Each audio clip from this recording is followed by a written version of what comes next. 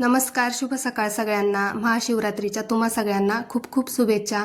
तर मी आज पहाटे उठले होते 4:30 वाजताच. आधी आंघोळ वगैरे करून घेतली, झाडझूड सगळं बाहेरचं स्वच्छ धुवून घेतलं आणि सूर्याला अर्घ्य दिले. सूर्यालाच अर्घ्य द्यायचे होते कारण आज तुळशीला काही पाणी देता येत नाही, रविवार असल्यामुळे फक्त सूर्यालाच अर्घ्य दिलं. घरात आल्यानंतर चहा ठेवला आणि म्हटलं आज आहे ना ह्या ट्रॉल्या स्वच्छ घासून घ्याव्यात.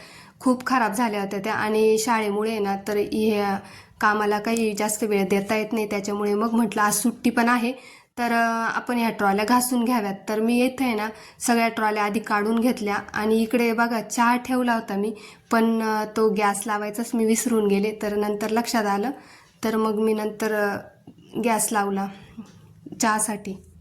चहा झाल्यानंतर मग चहा घेऊन मग म्हटलं चला आता कामाला सुरुवात करावी. तर मग सगळ्या ट्रॉल्या मी काढून घेतल्या एक एक करून. त्या इतक्या पक्क्या झाल्या होत्या का त्या निघतसुद्धा नव्हत्या, तशाच काढल्या त्या. हळूहळू सगळ्या ट्रॉल्या काढून घेतल्या. कसं आहे ना, घर जर स्वच्छ असलं ना तर प्रत्येक स्त्रीला घरामध्ये फ्रेश वाटतं. आणि महत्त्वाचं म्हणजे किचन जर स्वच्छ आपण केलं ना, एखाद दिवशी बघा तुम्ही, आपण जर किचन स्वच्छ केलं ना तर त्या दिवशी आपल्याला खूप असं किचनमध्ये प्रसन्न वाटत असतं. तर मग मी एक एक करून आहे ना इकडे सगळ्या ट्रॉल्या काढून घेतल्या आणि पाणी वगैरे तर माझी टाकी भरून झालेली होती आणि म्हटलं चला इथे आहे ना डायरेक्ट नळी लावूनच ह्या ट्रॉल्या धुवून टाकाव्या. आणि ह्या ट्रॉल्या ज्या आहेत ना त्या करतानाच मी वॉटरप्रूफ केल्या आणि मी त्या दादाला 4-4 वेळेस विचारलं की पाणी चालेल ना याला. तर तो दादा बोलला की हो चालेल, तुम्ही 2-3 वर्षातून 2-3 वेळेस तरी पाण्याने धुतलं ना तरी काही प्रॉब्लेम नाही, कारण की पाण्याशिवाय ना माझं कुठलंच काम होत नाही. तर मी इथे नळी लावून सगळं वरती गॅस बीस सगळं घासायचं होतं मला, त्याच्यामुळे नळीच लावली होती आणि लिक्विड टाकून ह्या ट्रॉल्या स्वच्छ तारेच्या घासणीने घासून घेतल्या. काहीच होत नाही त्याला, क्रॅश वगैरे पण होत नाही. आता मी 2 वर्षापासून तारेच्या घासणीनेच ह्या घासते, त्याच्यामुळे मला अनुभव आहे का त्याच्याने काहीच एक क्रॅशसुद्धा माझ्या ट्रॉलीला पडलेली नाही. तर मी तारेचीच घासणी वापरते. 2 ते 3 महिन्यातून आहे ना या ट्रॉल्या मी घासायला काढते. म्हणजे ना ते खराब पण होत नाही आणि आपल्याला पण जास्त त्रास होत नाही. ते एखाद्या वर्षातून किंवा मग दिवाळी ते दिवाळी जर आपण हे कामं काढले ना तर आपल्याला जास्त त्रास होतो. आणि इतकी डीप क्लिनिंग करायला पण मग आपल्याला जास्त मेहनत पण लागते, कारण की ते तेलकट चिकट जे डाग असतात ना ते पटकन निघत नाही. हेच माझ्याकडून इतके निघत नव्हते. 2 महिने झाले होते फक्त ह्या ट्रॉल्यावरून. तर त्याच्यामुळे तरी पण या इतक्या चिकट झाल्या होत्या. तर त्या मी नळी लावून इथे ना आधी घासून घेतल्या स्वच्छ लिक्विड टाकून आणि परत नळी लावून आहे ना त्या पाण्याने स्वच्छ धुवून घेतल्या. आणि म्हणजे जे खाली आहेत ना फरची वगैरे त्यालासुद्धा मी लिक्विड टाकून घासून वगैरे घेतलं. आधी पाणी काढून घेतलं, ते सगळं ट्रॉलीमधले जे जाळे वगैरे असतात ना तर ते निघून गेले होते. मी पाणी टाकून नळीने सगळं ते जाळे वगैरे काढून टाकले होते.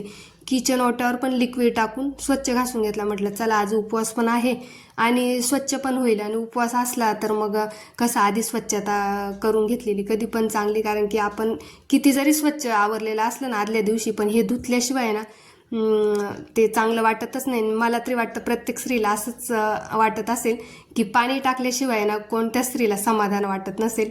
इथे लादी पण मी आहे ना लिक्विड टाकून तारेच्या घासणीने घासून घेतली. स्वच्छ निघते लगेच ती. 5-10 मिनटात सगळं आधी घासून घेतलं आणि मग पाणी टाकून परत प्लास्टिकच्या खराट्याने ते पाणी बाहेर काढून दिलं. आणि माझं आहे ना मागच्या बाजूला दार आहे, त्याच्यामुळे सगळं पाणी जे आहे ना ते मागच्या दाराने निघून जातं. त्याच्यामुळे इतका काही त्रास मला जाणवत नाही जरी धुवायला काढलं तरी. आणि जे भांडे होते ट्रॉलीमधले ते सुद्धा मी बाहेर ठेवून दिले होते घासण्यासाठी. आणि जे छोटे छोटे भांडे होते ना ते मी बेसिंगमध्येच घासून घेतले, म्हणजे लगेच पाटीमध्ये पालथे मारले का छोटे छोटे भांडे तर त्याला काही असं गोळा करायला वेळ नाही लागत, पाटीतच वाळून जातात ते. तर मग ते मी बेसिंगमध्येच घासून घेतले. आणि पाणी चालू होतं ना त्याच्यामुळे किती काम आवरावं आणि किती नाही असं झालं होतं. तर ट्रॉल्या पण आहे ना मी घासून घेतल्या, बाहेर ठेवल्या होत्या सगळ्या, त्या पण घासून घेतल्या. आणि बाहेर माझी खूप छान जागा आहे बरं का, मोकळी.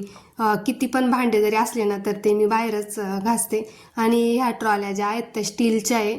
2-2 महिन्याला मी घासते ना, त्याच्यामुळे त्या इतक्या खराब होत नाही. फक्त हात फिरवला तरी त्या निघून जातात स्वच्छ. इतकं काही मला जोर लागत नाही का त्या खूप म्हणजे घासाव्या लागतील असं काही होत नाही माझं. त्याच्यामुळे ना त्या पटकन निघून गेल्या. आणि पाणी चालू होतं ना त्याच्यामुळे ना माझ्या कामाला पण स्पीड भरपूर होता. हे काम करायचं होतं ना, त्याच्यामुळे मला आहे ना रात्रभर म्हणजे अशी शांत झोपच लागली नाही. आणि कुठलंही काम असो, मला जर दुसऱ्या दिवशी एखादं काम करायचं जर असलं ना, तर मला आदल्या दिवशी ना झोपच येत नाही. ते शाळेचं असो किंवा घरातलं असो. माझी ही अशी सवय. दिवाळीचं पण जर आवरायचं असलं ना, तर मला आदल्या दिवशी शांत झोपच लागत नाही. किंवा मग उन्हाळ्याचे काही पदार्थ करायचे असले तर त्यावेळेस पण मला झोप येत नाही. मी आहे ना 4 वाजता 4:30 वाजता असं उठूनच बसते. आणि कसं आहे ना, लवकर जर आपण उठलं ना, तर आपले कामं पण पटापट आवरतात आणि दिवस पण आपल्याला फ्री मिळतो. दिवसभरात पण जर दुसरे कामं करायचे असतील किंवा सुट्टीच्या दिवशी अचानक पण बाहेर जावं लागतं, ते पण आपण करू शकतो. त्यामुळे आहे ना, हे सुट्टीच्या दिवसाचे कामं आहे ना, मी सकाळीच करून घेते. आणि हे काम 1-1.5 तासच लागला मला, कारण की एवढं 2-2 महिन्यात आवरल्यावर एवढी घाण होत नाही. त्याच्यामुळे ना पटापट आवरले गेले माझे ते कामं. आणि रात्री होती ना आज, तर म्हटलं आज दुपारी नक्कीच मिस्टर म्हणतील का कुठेतरी जाऊ, कारण की आमच्या गावाजवळ पारेगाव आहे, जे शंकराचं मंदिर मोठं आहे. तिथे पण आम्ही जात असतो. किंवा मग नाशिकला सोमेश्वर मंदिर आहे, तिथे पण जात असतो. म्हणजे प्रत्येक वर्षी कुठे ना कुठे जातो आम्ही. त्याच्यामुळे म्हटलंय ना, हे जर काम आवरायचं असेल ना, तर आपल्याला सकाळी सकाळीच आवरून घ्यावं. आणि जर दुपारी त्यांचा जर प्लॅन लागला ना, की आपल्याला बाहेर जायचंय, तर मग त्यांनी जर हे काम बघितलं ना, तर ते चिडचिड करतील का, नाही तुला समजत नाही का, आज महाशिवरात्री आहे, आपल्याला मंदिरात जायचंय दर्शनाला. तर त्याच्यामुळे मी हे काम आहे ना पटापट आवरून घेण्याचा प्रयत्न केला सकाळी सकाळी. आणि आवरल्यानंतर 1.5-2 तास आपला पण आराम होतो. प्रत्येक वेळे काय काम आवरायचं, जायचं बाहेर. मग म्हटलं आपण पण आहे ना थोडंसं सकाळी आवरलं ना, तर आपलं पण आराम होईल. परत फराळाचं पण करायचं असतं. आणि उलट भाजी पोळी परवडते, पण फराळाचं परवडत नाही. आता जाताना सांगून गेले की ते मला हे साबुदाणा वडा खायचा आहे, कवटाची चटणी खायची, तर ती मला करायची होती. तर मग असं काही एक्स्ट्रा काम आपलं दुपारी पण वाढतं. त्याच्यामुळे हे असले कामं सकाळी सकाळी झालेले बरे. आणि मला आवडतंच असं. मला बरेच जण म्हणतात, तू एवढं कसं काय करती, घरचं पण शाळेतलं पण आणि बाकीचे एक्स्ट्रा जे पदार्थ किंवा ते वाळवण वगैरे असतं ना आपले उन्हाळ्याचे पदार्थ, ते पण एवढं कसं करते. पण मी म्हणते, आवड जर असली ना, तर सवड आपोआप मिळते. म्हणून प्रत्येक गोष्टीला आवड पाहिजे. मी तर म्हणते खरंच ना, आवड असली ना तर आपोआप सवड मिळते आणि आपण तो वेळ काढतो त्याच्यासाठी, की नाही आता आपल्याला हे करायचंय, त्यामुळे ते आपण काढतो. चला, सगळं काम माझं आवरलंय. ज्या ट्रॉल्या काढलेल्या होत्या त्या घासून घेतल्याय मी. आणि पुसून पण घेतलंय, म्हणजे ते डाग वगैरे पडत नाही. आणि उन्हात ठेवलंय. कोरडा झाला की मी लगेच जागेवर लावणार आहे, म्हणजे मग दुपारी मी पण दुसऱ्या कामाला फ्री राहील. कारण आज महाशिवरात्री, त्याच्यामुळे मला पार्थिव शिवलिंगाची पण पूजा करायची, मंदिरात पण जायचं आहे. आणि पहाटे 4:30-4:45 पासून मी उठलेली. ह्या ट्रॉल्या आवरायचं होतं त्यामुळे. आणि ते सगळं आवरून झालं आहे. मग आता म्हटलं फराळाचं करू. मिस्टर पण नाही आहे, मिस्टर येईपर्यंत मी फराळाचं करते. मला साबुदाणा वडेच करायचे, कारण खिचडी कोणीच खात नाही. साबुदाणा वडे केले तर मुलं खातील, दुसरं काही नाही. तर मग चला, घेते बाकीचे पण काम आवरून. सगळंच काम माझं आवरलं आहे आता. ट्रॉल्या वगैरे पण लावून दिल्या स्वच्छ पुसून, आणि भांडे पण लगेच लावून दिले. आणि आता मला आहे ना फराळाची तयारी करायची आहे. बरंचसं काम आवरलं आहे. आणि हे बघा, मी भांडे पण लगेच लावून दिले मी. आणि हे मला आहे ना, हे पण आवरायचं आहे, पण जर संध्याकाळी वेळ मिळाला तर मी आवरेल. तर आता करते फराळाचं.